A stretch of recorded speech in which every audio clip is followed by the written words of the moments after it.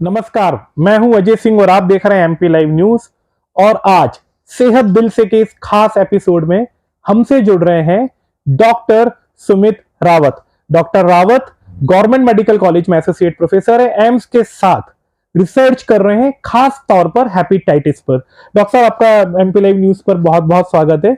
मेरा पहला सवाल आपसे ये है कि आप डॉक्टर तो हैं ही जी, और आप माइक्रोबायोलॉजिस्ट हैं। तो पहले तो आप हमारी ऑडियंस को ये बता दें कि माइक्रोबायोलॉजिस्ट का काम क्या होता है, आप लोग क्या करते हैं? बेसिकली हमारा जो शरीर है, जब इसमें हेल्थ की स्थिति रहती है तो ये एक प्रॉपर बैलेंस में रहता है। और हम ये देखते हैं कि जब भी कोई बीमारी होती है तो अक्सर उसको किसी ना किसी इन्फेक्शन से या किसी इम्बैलेंस से जोड़ के देखा जाता है। तो जितने भी इन्फेक्शंस होते हैं, चाहे वो मलेरिया हो, टाइफाइड हो, चाहे वो वायरल इन्फेक्शन हो, कोविड हो, टीबी हो, ये सारे इन्फेक्शंस जो होते हैं, इनकी जो कीटाणु जो शरीर में करने जा रहा है और शरीर की क्या प्रतिक्रिया होने वाली है, तो इस पूरी चीज को जो है ये माइक्रोबायोलॉजी में स्टडी किया जाता है। माइक्रोबायोलॉजी अपने आप में काफी वास्ट सब्जेक्ट है, मतलब एकदम सुपरफिशियल हम नहीं देखें।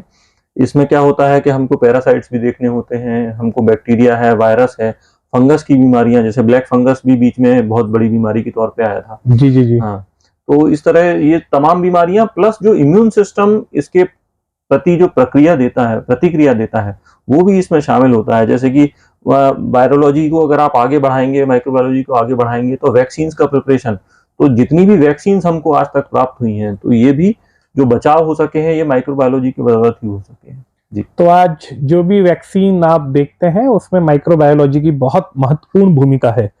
मेरा आपसे सवाल ये है कि आपका जो विषय है रिसर्च का वो हेपेटाइटिस रहा है। जी, तो हेपेटाइटिस पे इतना विशेष कार्य करने की कोई खास वजह? जी, और हेपेटाइटिस भी अब बहुत सामान्य होता जा रहा है, जी, तो थोड़ा सा आप ऑडियंस को अवेयर भी करें कि वो क्या सिम्टम्स होते हैं शुरू में जो जिसको वो ट्रेस कर सकते हैं और उसका निदान। जी। हेपेटाइटिस को हम आमतौर पे क्या होता है कि इतने कॉमनली सुनने को आ जाता है कि उसको एक गंभीर बीमारी की तरह नहीं लेते हैं, परंतु कुछ परसेंटेज, लगभग 5 से 10% पेशेंट ऐसे होते हैं जिसमें ये काफी गंभीर रूप ले सकता है, और अगर हमने इसको निगलेक्ट किया, असावधानी बरती, तो ये जानलेवा भी हो सकता है। और भारत में ही अगर हम देखें तो लगभग हेपेटाइटिस बी की अगर बात करें तो 3.7 मिलियन लोग जो हैं वो प्रभावित हैं, लगभग 37 लाख। जी जी। और खास तौर से गर्भवती माताओं में अगर ये हो जाए और उनसे अगर उनके बच्चे को हो जाए, जिसको बोलते हैं वर्टिकल ट्रांसमिशन, मतलब माता से और होने वाले नवजात को अगर हो जाए, तो वर्टिकल ट्रांसमिशन अगर होता है तो नवजात को लगभग पूरी जिंदगी इस वायरस को झेलना पड़ता है। तो अगर हम जैसे माताओं की स्क्रीनिंग कर लेते हैं और उनको हेपेटाइटिस बी से बचा लेते हैं, तो हम आने वाले बच्चों को भी, जितने भी जो अभी का बच्चा है, आने वाले बच्चे हैं, उनको इससे आजीवन जो प्रॉब्लम होने वाली है उससे बचा सकते हैं। इसी प्रकार से जो अनेक दूसरे हेपेटाइटिस हैं, जैसे हेपेटाइटिस ए हो गया, हेपेटाइटिस बी हो गया, हेपेटाइटिस सी हो गया, हेपेटाइटिस डी हो गया, तो ऐसे 4-5 प्रकार के हेपेटाइटिस हैं। तो हेपेटाइटिस ए की अगर बात करें तो इसके लिए टीका उपलब्ध है, तो हम टीकाकरण करके बच्चों में इसको होने से बचा सकते हैं। हेपेटाइटिस ई की अगर बात करें तो इसको भी हम साफ पानी का उपयोग करके, अगर कोई गंदा पानी हमारे जो पीने के स्रोत में मिल रहा है, तो हम उसके बचाव करके इसको बचा सकते हैं। मतलब ये पानी से होता है हेपेटाइटिस ई? हेपेटाइटिस ई जो होता है और खराब पानी से होते हैं। और जो आपने बताया कि बच्चों को वैक्सीन लगाई जा सकती है छोटे में हेपेटाइटिस ए के लिए लगाई जा सकती है, तो वो वैक्सीन को कोई साइड इफेक्ट नहीं होते बॉडी? वैक्सीन के कोई साइड इफेक्ट नहीं है, ये आरएनए वायरस है, उसकी एक वैक्सीन होती है और काफी सेफ वैक्सीन है। ओके जी, 4 से 5 साल के बच्चों को ये लगवाई जा सकती है, जितनी जल्दी लगवा लें उतना बेहतर है ना। और बी सी डी जो दूसरे वेरिएंट है, हेपेटाइटिस बी की वैक्सीन जो है वो 6वें हफ्ते में लग सकती है और उसके 3 डोज होते हैं। 6वें हफ्ते से, जैसे बच्चा जो है जब भी 6वें हफ्ते का होता है तो उसके बाद हम लगा सकते हैं। इनफैक्ट एक और बहुत अच्छा मौका है, अगर हेपेटाइटिस बी की वैक्सीन ना लगी हो, जैसे ही आपके घर में शादी फिक्स हो, तुरंत आप दूल्हा दुल्हन को हेपेटाइटिस बी की वैक्सीन लगवा दें, ताकि उनके आने वाले बच्चे जो हैं डे 1 से ही सुरक्षित हो जाएंगे। हेपेटाइटिस बी का ये भी सॉल्यूशन है। और सी का डॉक्टर साहब? हेपेटाइटिस सी जो है ये आमतौर पे इन तरीकों से नहीं फैलता है, ये ब्लड डोनेशन से या जो नीडल है इसके बार-बार दूसरे से संक्रमित हो। हाँ, जो टैटू वगैरह करवाते थे, टैटू वगैरह कराते हैं, या अगर आपने शेव ऐसी जगह बनवा लिया जहाँ पे सेम रेजर यूज हो रहा है, हाँ इस तरह की जो डायरेक्ट ब्लड कांटेक्ट है ये उससे होता है। जी। और डायलिसिस मशीनों से भी होता है, तो हाँ डायलिसिस पेशेंट्स को काफी सावधान रखना पड़ता है। यहाँ भी ब्लड कांटेक्ट डायरेक्ट की जी, गुंजाइश है, तो इसमें उसमें अनसेफ ऐसे सेक्स भी हो सकता है। अनसेफ सेक्स से भी होता है जी। और हेपेटाइटिस डी जो हालांकि है जी। हेपेटाइटिस जी जो है, हेपेटाइटिस बी जिनको हो चुका होता है, ऐसे ही मरीजों में एक हेल्पर वायरस या एक एडिशनल वायरस की तरह आ जाता है। आमतौर पे जिसकी इम्यून सिस्टम कॉम्पिटेंट है या हम्म, इम्यून सिस्टम सही काम कर रहा है, हम्म। उन लोगों को जो है हेपेटाइटिस डी जो है इतना नहीं होता है। तो ये सारे जो जितने भी आपने वेरिएंट बताए ये है तो लीवर जी, से रिलेटेड। सारे तो एक लीवर से। आम दिनचर्या में कोई व्यक्ति अपने लीवर का जी, ख्याल कैसे रखे? आम दिनचर्या में जो है हमको संयमित भोजन लेना चाहिए। हमको क्या है कि जो जैसे मैंने पानी के बारे में बताया जी। कि पानी हमको, खाना पानी दोनों ही जो है, आदमी आमतौर पे बर्फ का गोला ले लेते हैं और वो दूषित पानी से बना होता है, हाँ जी, हाँ तो जी। इस तरह की मिस्टेक्स ना करें। और कई बार क्या होता है कि पानी जो है, जो नदी वगैरह जो उसके किनारे या नालों के किनारे जो वाटर सप्लाई होती है वो दूषित हो जाती है, तो घर की सप्लाई में कई बार आ जाता है। तो इसका ध्यान रखें कि आपकी जो सप्लाई आ रही है कहाँ से आ रही है। आप अपने घर की वाटर टेस्टिंग भी करवा सकते हैं, तो वो भी एक उपाय हो सकता है इससे बचने के लिए। और लिवर का ख्याल रखने के लिए वैक्सीनेशन मैंने जो बताया आपको, ये एक बहुत जरूरी है। एक सवाल मेरा आपसे ये भी था शुरुआत में जी कि हेपेटाइटिस पे रिसर्च करने की भी खास वजह। जी जी। जी। क्योंकि ये एक गंभीर बीमारी है और ये समस्या जो है, बाकी समस्याएं अगर आप देखेंगे तो हमको घटते क्रम में दिख रही हैं कि जैसे जैसे साइंस का एडवांसमेंट हुआ है, तो बहुत सारी समस्याएं, जैसे मलेरिया आजकल बहुत कम सुनने को जी मिलता जी है। जी। टीबी पे हमने काफी हद तक कंट्रोल पा लिया है, और टीबी ऐसा मान के चल रहे हैं, हमारा लक्ष्य है कि 2030 तक हमें टीबी को खत्म करना है। पोलियो भी लगभग पोलियो खत्म भी पर ही लगभग है। लगभग समाप्त हो गया है, कुछ जी। अफगानिस्तान वगैरह से खबरें आती हैं, हाँ। बाकी हमारे जो भारत में है देखने को नहीं मिलता है।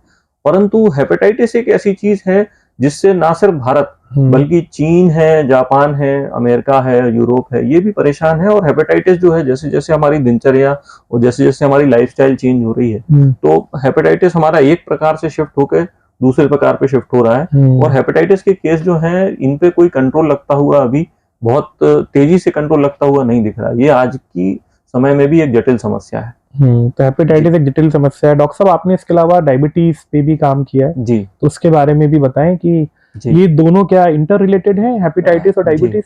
हेपेटाइटिस और डायबिटीज की अगर बात करें तो आपस में कोई इंटर रिलेशन इनका नहीं है। हालांकि दोनों ही डाइजेस्टिव सिस्टम से जो रिलेटेड है है। रिलेटेड है। एक हमारा लिवर जो है, लिवर की हेल्थ हमारे पूरे डाइजेशन के लिए बहुत जरूरी है।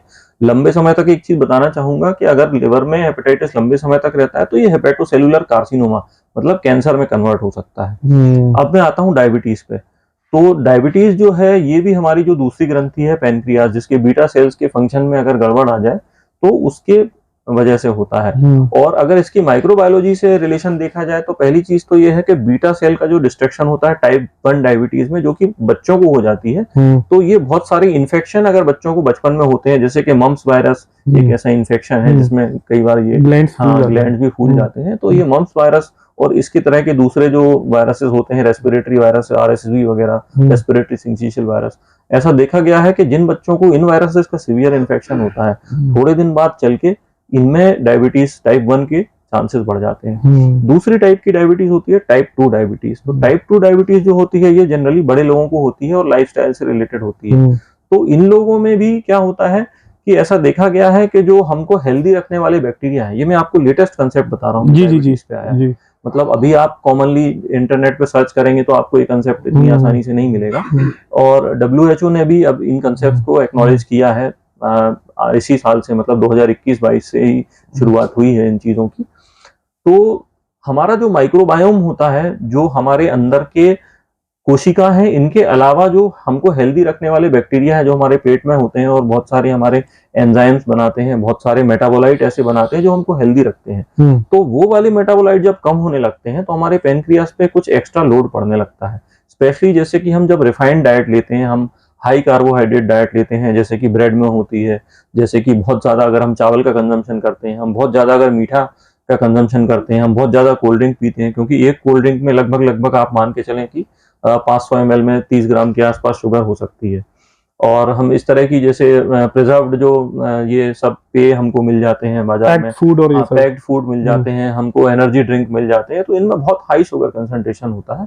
और ये अगर हम लंबे समय तक कंज्यूम करेंगे तो ये हमारे पैनक्रियाज पे लगातार लोड डालने लगता है, जिससे एक चीज स्टार्ट होती है जिसको बोलते हैं इंसुलिन रेजिस्टेंस। तो हमारा शरीर इंसुलिन रेजिस्टेंस से लड़ाई करने के लिए और ज्यादा इंसुलिन बनाता है। तो पहले बनाता रहता है, फिर एक जगह ऐसी आती है कि फिर पैनक्रियाज की लिमिट जवाब दे जाती है। उस जगह पे फिर डायबिटीज की शुरुआत होती है, क्योंकि हमारा फिर जो इंसुलिन बनाने की क्षमता है वो खत्म होने लगती है। मुश्किल से 2 ग्राम बीटा सेल्स भी नहीं होते हमारे पूरे शरीर में। मतलब 70 किलो के एक व्यक्ति में पूरा जो डायबिटीज मेंटेन करने का जो दारोमदार है वो 2 ग्राम बीटा सेल्स के ऊपर है। अब वो जो 2 ग्राम है वो अपनी पूरी क्षमता से काम करने की कोशिश करते हैं, लेकिन अंत में जब वो जवाब दे देते हैं तो उस कंडीशन में फिर हमारी शुगर कंट्रोल नहीं हो पाती है, उसको हम डायबिटीज। पैनक्रियाज कहाँ पर होता है डॉक्टर साहब शरीर में? पैनक्रियाज जो होता है ये हमारा लिवर हो गया, और इस साइड जो लेफ्ट साइड उसके से कनेक्टेड ही होता है। एक बाइल डक्ट जो हमारे लिवर से निकलती है, तो यहाँ से ये इस तरह से पैनक्रियाज जनरली लेफ्ट साइड पे होता है, हार्ट के नीचे। हाँ, हार्ट के थोड़े नीचे जो है ये, अच्छा, ये पैनक्रियाज की, ये पैनक्रियाज ग्रंथि होती है जी। और इसका मुख्य कार्य इसके अलावा और भी होता है। मतलब पहला तो हो गया ग्लूकोज का डाइजेशन और मेटाबॉलिक एक्टिविटी को मेंटेन रखना, और दूसरा कार्य होता है इसका प्रोटीन का डाइजेशन कराना। तो जो एमाइलेज, लाइपेज, एंजाइम्स बनते हैं तो प्रोटीन और लिपिड के ये डाइजेशन में हेल्प करता है। तो कुल मिला के ये हमारे डाइजेशन को और हमारी हम जो खाना लेते हैं उसको पचाने का और उसको बॉडी में मेंटेन करने का कार्य करता है। आपने रिफाइंड फूड बोला जी, तो जो रिफाइंड ऑयल होता है जी, उसको भी अवॉइड करना चाहिए क्या? जी, एक्चुअली आजकल की जो रिसर्च है इसमें देखा गया है कि जो रिफाइंड ऑयल होता है इसमें क्या होता है, ओमेगा 6 फैटी एसिड्स काफी ज्यादा होते हैं। और ये ओमेगा 6 फैटी एसिड जो होते हैं ये ना सिर्फ जो है जो बुरा कोलेस्ट्रॉल होता है उसको बढ़ाते हैं, बल्कि हमारी ब्रेन फंक्शनिंग और कुछ हद तक हमारे डायबिटीज में भी नुकसानदायक होते हैं। तो इसलिए रिफाइंड फूड जो है, रिफाइंड ऑयल है, इनका प्रयोग जो है कम करना चाहिए। उसकी जगह ऑलिव ऑयल या देसी घी, हम देसी घी इस्तेमाल कर सकते हैं, बहुत एक्सेस में नहीं, लेकिन एक सीमित मात्रा में देसी घी जो है वो बेनिफिशियल होता है। और इसका मूल मंत्र ये है, मैं अपने पेशेंट्स को जिस तरह से बताता हूँ कि हमारा 1:1 रेशो रहना चाहिए। जैसे कि आपने मेडिटेरेनियन डाइट का सुना होगा कि जो फ्रांस के लोग रहते हैं, मेडिटेरेनियन डाइट लेते हैं, उनको हार्ट डिजीज बहुत कम होती है और उनके दूसरे डिजीज भी, जैसे अर्थराइटिस अपने यहाँ काफी बढ़ रहा है, ये सब डिजीज कम होती है। उसका कारण यही है। ये क्या है, 1:1 रेशो में रखते हैं। मतलब अगर आपके घर में 1 लीटर तेल आता है तो 1 लीटर घी आना चाहिए।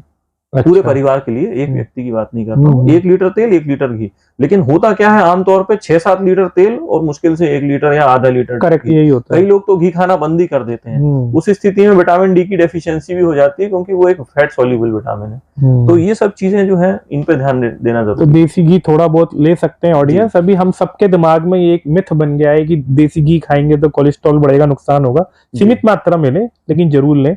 उसको अपनी डाइट का हिस्सा बना सकते हैं, यदि आपको मेडिकली कोई प्रॉब्लम ना हो तो वैसे ही कुछ। तो ये भी आपने एक अच्छी चीज बताई। और अभी मैं तो अभी बहुत सारे स्पिरिचुअल गुरुज को भी सुनता रहता हूँ, वो बोलते हैं कि कुछ भी आप खाओ तो उसमें भली 2 बूंद देसी घी डाल लो, बट डाल लो। जी, ऐसा भी अभी ये बात भी होने लगी है जी। और बहुत सारी आप नई नई चीजें भी लेकर आए।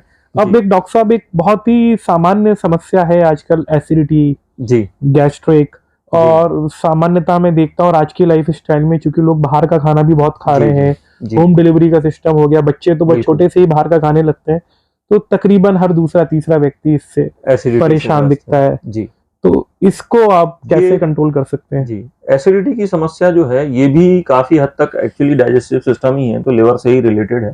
और इसमें एक चीज और होती है कि हमारा जो पूरा पाचन तंत्र है, जो पूरा डाइजेस्टिव सिस्टम है, ऊपर से लेके नीचे तक ये पूरा एक सिंगल एंटिटी की तरह काम करता है। मतलब आगे से लेके और पूरे पीछे तक सेंसर्स लगे होते हैं। जैसे आप जब खाना आपका पूरा पच जाता है और ये लास्ट में पहुंच जाता है, सुबह आपको एक हल्का होने का सेंसेशन होता है, तो हर जगह इसके सेंसर मौजूद हैं और ये पूरा एक लाइन में काम करता है।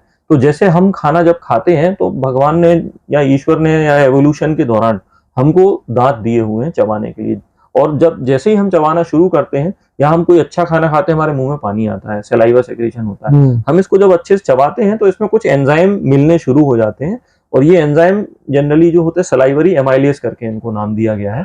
ये एंजाइम खाने को जो है पचाना शुरू कर देते हैं, और जब उसमें ये मिक्स होके पेट में पहुंचता है तो हमारे पेट को ये सिग्नल मिलता है कि खाना आ गया है। अब अक्सर क्या होता है कि जब हम बहुत जल्दी जल्दी खाते हैं, स्ट्रेस भरी लाइफ में खाते हैं, तो क्या होता है कि ये प्रॉपरली एंजाइम की मिक्सिंग नहीं हो पाती, तो हमारे पेट को सिग्नल नहीं मिलता कि खाना आ गया है, और खाना एक बार पेट में पहुंच गया तो अब ये उससे आगे नहीं बढ़ता, ये एक जगह आके ब्लॉक हो जाता है और ऐसा लगता है कुछ डाइजेशन हो नहीं रहा। तो इस वजह से क्या होता है कि हमको कुछ एसिडिटी, बेचैनी, गैस, इस तरह की प्रॉब्लम हो सकती है। इसका सोल्यूशन क्या है उस पर आता हूँ। हम अगर चीजों को प्रॉपरली चबा के खाएंगे, हम होल फूड्स खाएंगे जैसा कि नेचर ने हमको दिए हैं। अगर हम किसी अमरूद को तोड़ेंगे तो वो होल फॉर्म में मिलता है, हम जब उसको 32 बार चबाएंगे और प्रॉपरली वो जब हमारे पेट में जाएगा, वो जैसे ही यहाँ पे सिग्नल देगा कि खाना आ गया है, तो वो पेट जो होता है एक मिक्सी की तरह काम करता है, उसको प्रॉपरली मिक्स करेगा। लेकिन आजकल हम जो है मशीन वाली मिक्सी का यूज करते हैं और डायरेक्टली उसको पहुंचा देते हैं, तो ये मिक्सी काम नहीं कर पाती। अब यहाँ पे क्या होगा कि जैसे ही ये आगे बढ़ेगा, ये एसिड से मिक्स होगा और आगे बढ़ेगा, तो ये जो एमाइलेज वगैरह हमारे गए हैं, ये आगे सिग्नल देते हैं हमारे बाइल के सेक्रीशन के लिए हमारे गॉल ब्लैडर को, जो लिवर के साथ में सिचुएटेड है। अब जब गॉल ब्लैडर जो होता है वो बाइल सॉल्ट्स बनाएगा, तो इससे हमारे एसिड का न्यूट्रलाइजेशन होगा। अब ये खाना डाइजेस्ट होकर फिर लाइपेज, अमाइलेज और सेक्रेट होंगे पैनक्रियास से, और धीरे धीरे करके ये हमारा खाना जो है आगे बढ़ता जाएगा, छोटे छोटे टुकड़ों में टूट जाएगा। अब प्रॉब्लम क्या हुई कि हमने पहले से ही छोटे टुकड़े में तोड़ दिया था, तो हमारी बॉडी को ऐसी कोई अपॉर्चुनिटी नहीं मिली, मतलब उसका जो अवसर था वो चला गया उसको काम करने का, और अब हमारा सिस्टम जो है वो कंफ्यूज हो गया है। तो हमें इस कंफ्यूजन पैदा करने से बचना है। दूसरा प्रॉब्लम ये होती है कि हमारी जो पूरी जो बॉडी क्लॉक है, जिसको हम सर्केडियन रिदम बोलते हैं, ये सनलाइट से जुड़ी हुई होती है। तो इसलिए हम बोलते हैं कि जो दिन में हम जब खाना खाते हैं तो हमारे एंजाइम्स भी दिन के टेम्परेचर में अच्छा काम करते हैं। अक्सर आप देखेंगे कि जो लोग लेट नाइट खाते हैं, 11-12 बजे खाना खाते हैं, उसके बाद सोने चले जाते हैं, तो एंजाइम जो होते हैं उनकी एक्टिविटी कम हो जाती है रात में, तो वो खाना जो है वहीं रुका रहेगा और उस वजह से भी एसिडिटी बढ़ती है। तो दो चीजें, खाना जो है लेट नाइट में अवॉइड करें, और प्रॉपर फूड को हम ऐसे चबा के खाएं, सॉलिड फूड्स लें, रॉ फूड्स लें, डाइट में कुछ ना कुछ सलाद, रॉ फूड्स ये इंक्लूड करें। इसके अलावा प्रोबायोटिक वाले खाने जैसे कि छाछ होता है, दही होता है, इसको अपनी डाइट में इंक्लूड करें। इससे जो है इस तरह की प्रॉब्लम नहीं आएगी। जैसे कि आप देखेंगे कि जो आदिवासी लोग होते हैं या बहुत रूरल लाइफस्टाइल में होते हैं, उनको इस तरह की प्रॉब्लम कभी नहीं होती जी। तो बहुत ही अच्छी बात आपने बताई, और एक अचीवमेंट भी, आप मलिंडा गेट्स फाउंडेशन से भी जुड़े, उनसे भी, वहां से भी आपको कुछ सहयोग मिला, तो वो क्या था उसके बारे में भी बता दें। जी, एक्चुअली हमने जो हेपेटाइटिस पे रिसर्च की थी, खासतौर से बच्चों में हेपेटाइटिस होती है, ये हमने इसको हेपेटाइटिस जो है कोविड एसोसिएटेड हेपेटाइटिस करके नाम दिया था, और ये नाम जो है WHO द्वारा भी जो है इसको अपने रिसोर्सेज में पब्लिश किया गया, और हमारी ये जो रिसर्च थी पूरी दुनिया भर में पढ़ी गई, लगभग 5 लाख से ज्यादा साइंटिस्ट ने इसको पढ़ा, और इसको हमने फिर international society of infectious disease जो है उसकी कॉन्फ्रेंस में अप्लाई किया। तो वहां पर बिल मेलिंडा गेट्स जो फाउंडेशन है उनकी तरफ से जो करीब 15 रिसर्चेज होती हैं वर्ल्ड में, उनको ये एक प्रोत्साहन राशि दी जाती है, और उनको जैसे अपनी रिसर्च प्रेजेंट करने का, आने जाने का खर्चा और स्टे, ये सब दिया जाता है। तो वहां जाकर मुझे ये अवार्ड भी प्राप्त हुआ, ये जो कुआलालंपुर में हुई थी। बिल्कुल। तो बिल गेट्स जो कि दुनिया के रिचेस्ट व्यक्ति रहे बहुत दिनों तक, वो और उनकी वाइफ मलिंडा, उनका ये फाउंडेशन है, और दुनिया भर में ये लोग अपनी चैरिटी के लिए और बहुत सारी इन्वेंशंस के लिए जाने जाते हैं। ये बहुत सम्मान की बात है डॉक्टर साहब, आपको बहुत बहुत बधाई एमपी लाइव न्यूज की भी तरफ से। अब चूंकि समय हो ही गया है सेहत दिल से के इस एपिसोड में, आपकी बातें बहुत स्पष्ट तरीके से ऑडियंस तक पहुंच रही है, तो मैं आशा करूंगा कि आपको हम फिर से एक बार बुलाएं। कुछ विषय बच गए, जाते जाते एक हेल्दी लाइफस्टाइल के लिए कुछ बुनियादी बातें, आप 2-3 टिप्स कुछ ऐसी जो हर एक व्यक्ति को अपनी दिनचर्या में जिसको अपनाना चाहिए, वो और बता दें। जी, एक्चुअली हम क्या होता है कि जनरली कभी भी कोई भी प्रोग्राम देखते हैं तो हम देख के, या मोबाइल पे हमने यूट्यूब वगैरह चलाया तो उसमें किसी एक चीज को उठा लेते हैं। तो मैं ये बताना चाहूंगा कि कोई शॉर्टकट मंत्र नहीं है इस चीज का। हम कई बार सोचते हैं कि हमने योगा कर लिया तो हमारा सब कुछ ठीक हो गया, या कभी हमने किसी से कोई डाइट फॉलो कर ली तो सब कुछ हो गया। तो लाइफ जो है एक पूरा कंप्लीट बैलेंस का खेल है। तो जैसे आपकी जो थाली भी होती है वो पूरे बैलेंस में होनी चाहिए, उसमें प्रोटीन, कार्बोहाइड्रेट, फैट, सब कुछ, कोई भी चीज हटानी नहीं है उसमें से, है ना। सैलेड्स है, मीठा भी हो सकता है, थोड़ा सा मीठा हो सकता है। तो ये सारी चीजें बैलेंस करके हमको चलना है। इसी तरह जैसे अगर अपन एक्सरसाइज की बात करें तो 20% एक्सरसाइज है, ठीक है, फिर 60 to 70% डाइट है, स्लीप जो है वो 10% है, और वो 10% आप बिल्कुल निगलेक्ट नहीं कर सकते। तो ये पूरी चीजें मिलके आपकी हेल्थ बनाती हैं। हम कई बार सिर्फ एक चीज पे फोकस करके सोचते हैं कि हमें फायदा नहीं हो रहा, तो ऐसा जो है सोचना मिथ्या ही होगा। जी। तो कंप्लीट तो डॉक्टर साहब का जाते जाते ये कहना है कि आपके जीवन में एक संतुलन होना चाहिए, चाहे वो खाने पीने की बात हो, व्यायाम की हो या स्लीप की हो, अच्छी नींद ले। कुछ लोग बहुत कम नींद में भी रिफ्रेश फील करते हैं, बट वो वैसा कुछ होता होगा, लेकिन सामान्य तौर पर एक अच्छी नींद ले, अच्छा खाना खाए, स्वस्थ हेल्दी रहे, अच्छा सोचे भी, गुड हार्मोन्स, गुड कोलेस्ट्रॉल, ये सब की भी बात डॉक्टर साहब ने बीच बीच में करी है। बिल्कुल। माइंड से भी थोड़ा रिलैक्स रहें और ऐसी जीवन चलाते रहिए। सेहत दिल से के हर एक एपिसोड में हम आपको मिलवाते रहेंगे कुछ नई नई शख्सियतों के साथ, कुछ ऐसे डॉक्टर्स के साथ जो सोसाइटी के लिए बहुत कुछ कर रहे हैं और बहुत जबरदस्त काम कर रहे हैं। एमपी लाइव न्यूज की तरफ से आपका पुनः बहुत बहुत आभार। बहुत जल्द हम आपको फिर बुलाएंगे हमसे बात करने के लिए। शुक्रिया। बहुत नमस्कार।